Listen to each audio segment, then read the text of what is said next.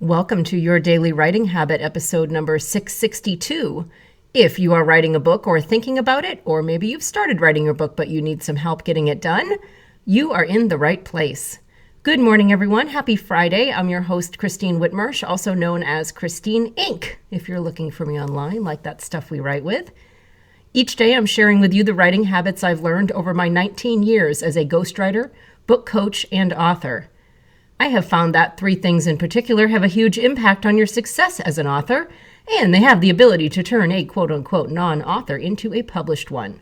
Those three things are writing fundamentals, productivity, and mindset habits. Here's today's quote. One must still have chaos in oneself to be able to give birth to a dancing star. Friedrich Nietzsche. Great quote there about chaos. Kind of goes with the show today. And once again, good morning, everyone. Happy Friday. I think my brain just disconnected for a moment there. And for Fridays in 2021, we are doing something I'm calling Friday Facts, F-A-C-T-S, not like a fax machine, where each Friday I offer up a fact about something relevant to authors or books or writing, something to do with that, and then I discuss how it can apply to your writing. Here's today's Friday Fact. Surviving a traumatic experience can actually make you more creative.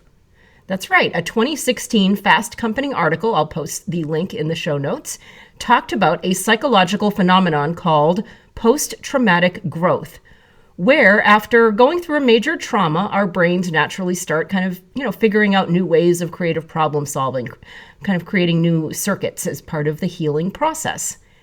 This happens especially because as we move forward from especially a sudden trauma, the way we operate and look at life is forced to change as our priorities shift.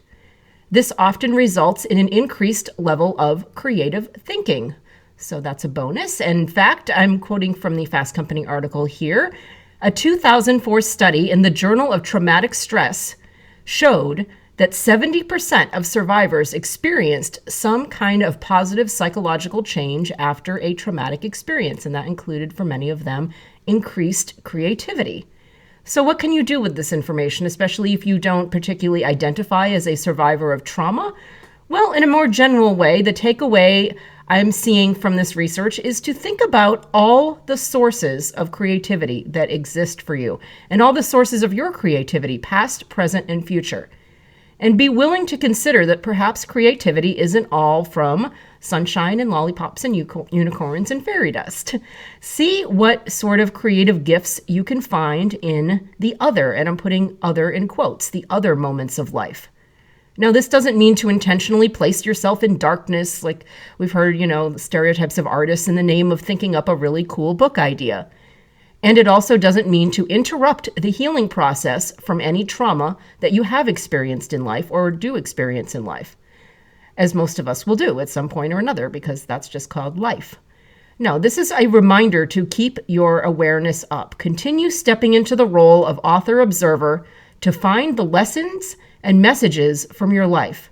Keep documenting and see what you can do with these new creative pathways in your brain that have developed during challenging times.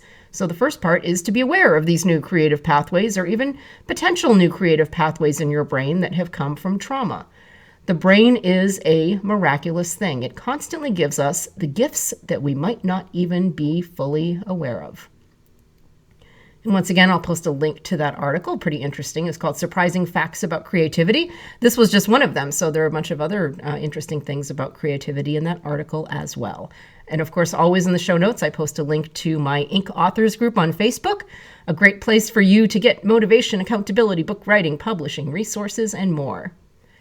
Thank you for joining me here on Your Daily Writing Habit, where I am helping you write and finish writing an awesome book. Until tomorrow. Happy writing.